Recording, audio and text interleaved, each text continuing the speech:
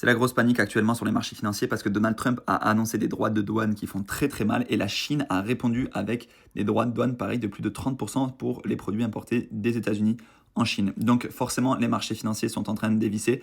Là on a une grosse baisse ces 2 derniers jours, mais en l'espace de 44 jours vous voyez qu'on a perdu près de 15%. Après, il faut quand même relativiser. Il faut peut-être dézoomer un peu. On était sur des valorisations qui étaient proches d'une bulle. En fait, il y a beaucoup d'entreprises qui étaient survalorisées par rapport aux résultats qu'elles avaient. Et si on dézoome un petit peu, si on dézoome, ça nous permet de prendre du recul. Par exemple, on voit que là, juste ici, on a la crise du Covid. Et finalement, depuis 2020, en l'espace de 5 ans, on a quand même eu une performance extraordinaire sur le S&P 500.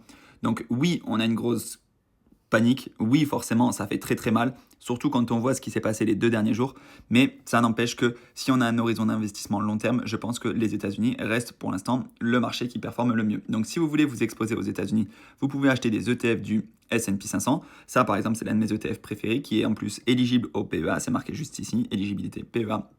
Vous avez le code juste ici. Et si vous voulez ouvrir votre PEA, en fait, parce que vous n'avez pas encore acheté d'ETF dans votre PEA, il vous faut passer par des banques en ligne. Et les banques en ligne, ça c'est Boursorama, c'est l'une des meilleures banques en ligne pour moi pour ouvrir son PEA. Donc je te mets un code qui s'affiche à l'écran pour pouvoir bénéficier des 150 € de prime d'ouverture si tu passes par le code.